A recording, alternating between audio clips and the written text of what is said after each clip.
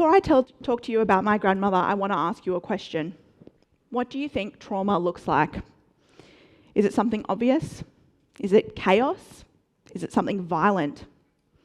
Or do you think it can look like silence, like perfectionism, like trying to be in control? Because for me, trauma didn't arrive as one single moment. It arrived as a way of growing up. Here's a lovely picture of my parents. They don't know that I'm sharing this, so apologies.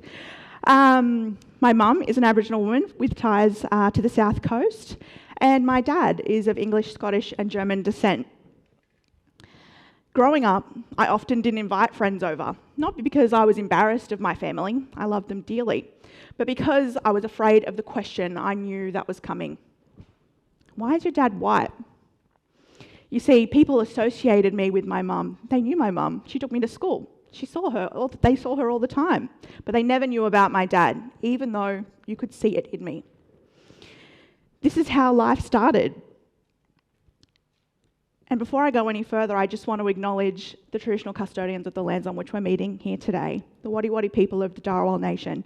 I also want to pay my respects to Uncle Peter, who gave the welcome earlier today. It was beautiful. I also want to acknowledge all our ancestors that have led the way for me to be up here on the stage today. And I want to extend that acknowledgement to any Aboriginal and Torres Strait Islander people present here as well. My mother was stolen. Growing up as a woman of a mother who was stolen is something that you learn to live with, even though you don't really understand what it means. To explain it better, I need to take you back to 1964. On the 31st of July 1964, my grandmother Mabel gave birth to her daughter. That daughter was my mother. Here is my grandma Mabel. She had a tough time at motherhood and getting started. The welfare was watching her from the very moment my mother was born. There were times where the welfare popped around and she'd say, you know, I've only fed her 3 times a day, that's all I could do, I've run out of milk, whatever it might be. She was doing the best she could with what she had, as many Aboriginal families have done for centuries, right? But on October 14th, the welfare pushed into her home with police. She knew what was coming. She looked at her baby, grabbed her, and armed herself with a broken glass bottle and ran for the nearest creek. She disappeared. For a moment, she thought she had won. But the next day, they returned. The welfare and police, they returned this time more concerned and worried, and positioning themselves as more of a helper. What can we do to help you? We'd like you to come in and get your baby checked at a clinic. Would you be okay with that? She agreed, of course, because she loved her baby, because she wanted her baby to be cared for. So she went along to the clinic, went along to the doctor. The doctor said, the baby's a bit underweight, of course, but everything is going well. You're doing great. And you would be able to keep your baby if you come along for checkups.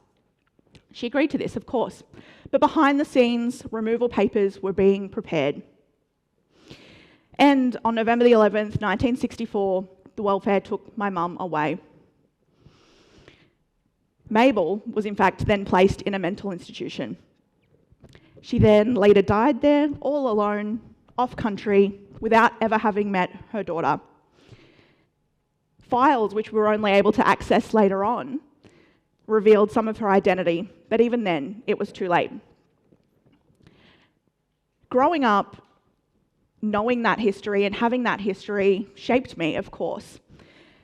It meant that I was more alert, more on guard to things that might happen. I grew up knowing, common phrases, whatever happens in this house stays in this house, you don't want to be taken away. And so I became the perfect child. I became immaculate, quiet, perfect. Nobody noticed a thing. I was academically thriving. I had all the opportunity in the world thanks to my parents. But there was still this lingering trauma going on in the background. And when I became a mother, I thought that would finally make me feel whole. Maybe we'd close the circle a little bit. Our legacy had changed and evolved, and this meant that we'd have new generations coming through the family. But it only amplified my own underlying worries. And so I began being fearful of being judged, fearful of being seen unfit, fearful of history repeating itself again. And so I turned up to appointments, looking happy and smiley. I said the things I was supposed to say, and moved on. But underneath, there was definitely trouble. And that's when I realised trauma doesn't always look like the way that we expect it to look like. Sometimes it's years of being managed, watched, judged, silenced. And unfortunately, this lives in thousands of Aboriginal families. The disconnection, the not belonging to country, the not having language. And unfortunately, this is still continuing in our communities today. The first generations of us suffering, they're ageing and they're now going into institutions that mirror the ones they were taken to as children. And unfortunately, our children are still being removed from their families at 10 times the rate in New South Wales. So if we think that this isn't improving, it's not. It's causing continual harm into our communities. And this is exactly what intergenerational trauma looks like and plays out into our communities at the moment. So what can we do? And I think it starts with truth-telling, of course, and acknowledging these stories and talking about these stories. But it also starts within families, within Aboriginal families, and learning how to break cycles and talk about emotions and repair ruptures and all of those kinds of things. Of course, Aboriginal mothers are still living and parenting in systems that watch them more closely, judge them more harshly, question them more. But if we don't make change within our own family systems, then what have we got? At the beginning, I started to talk to you about what you think trauma might look like. And hopefully now you see it a little bit differently. I think often we see trauma can look chaotic, it's violent, all of those kinds of things. But in reality, it can be a slow burn. It can be looking like everything's fine, I'm coping. It can look like perfectionism. And so I'm sharing all of this knowing that it costs me something, right? That I'm being vulnerable with you all here today and that I'm exposing myself in a way and my family. But I'm doing that because, first of all, it matters to me. Second of all, vulnerability gives permission for other people to be vulnerable, and that is how we heal a community.